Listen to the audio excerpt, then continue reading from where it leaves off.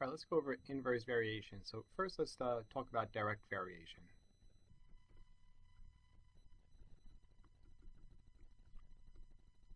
This involves proportions. So for example, we could do miles per gallon.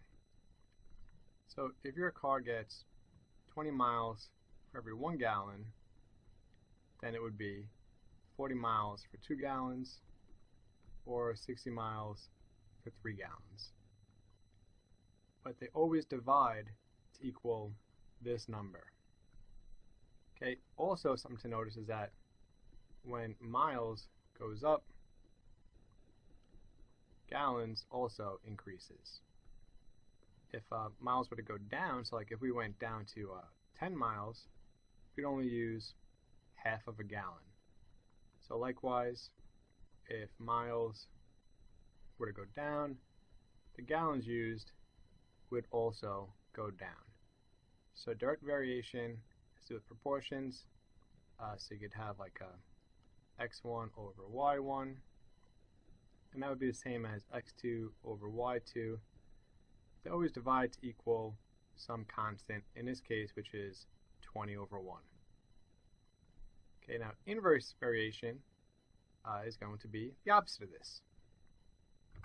With inverse variation, some x value times a y value is going to equal a constant. Remember in direct, it was that they always divide to equal some constant. But inverse, they multiply to equal some constant. So in this case, if x were to go up, y is going to go down. And if x goes down, y goes up.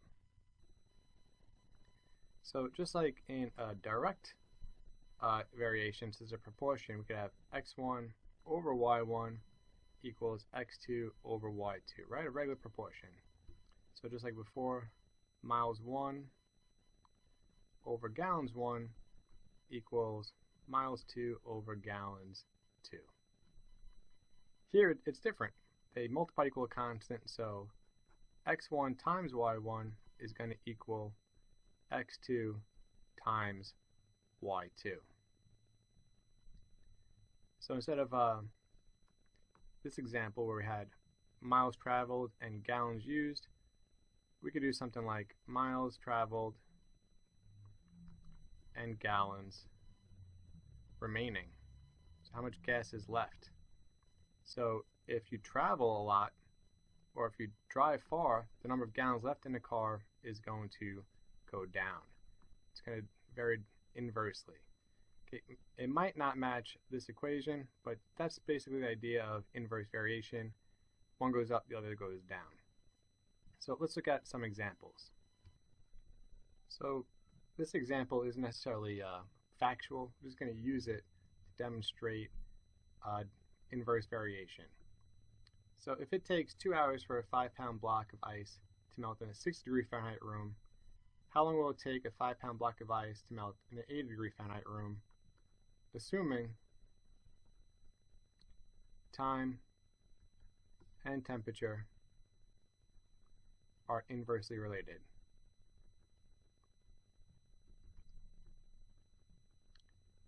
So that makes sense because if the temperature goes up, we would expect the time it takes to melt to go down, and likewise if the temperature goes down, we would expect it to take longer for it to melt. So we could do two different ways here. We could say that x times y is going to equal some constant, and we just set up our equation x1 y1 equals x2 y2. Either way, we're going to get the same answer. So instead of using x and y, let's use time and temperature multiplied equal k. And I'll say time 1 times temperature 1 should equal time 2 times temperature 2. So let's use this method first.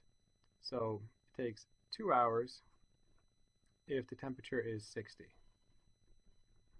So therefore we know that our constant k is 120. So now if we look at the second part, time times temperature, we know it has to equal 120.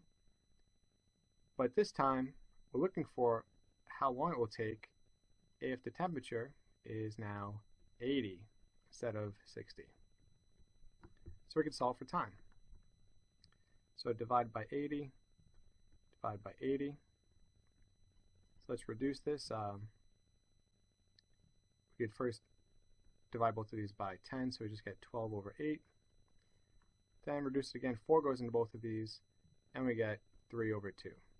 So 1.5 hours. Now let's try using this method. So we're not going to actually solve for the constant, we're just going to put everything straight into this equation. So it takes 2 hours for it to melt. If it's 60 degrees, how long will it take if it's 80 degrees? So 2 times 60 is 120, equals 80t.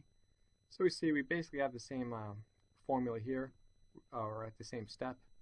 Divide by 80, divide by 80 again, and again we get that the time equals 1.5 hours. So when things are inversely related, the things to remember is that when one number goes up, the other goes down, and also that they multiply to equal a constant. So if you have two situations, the product of one of the situations equals the product of the second one.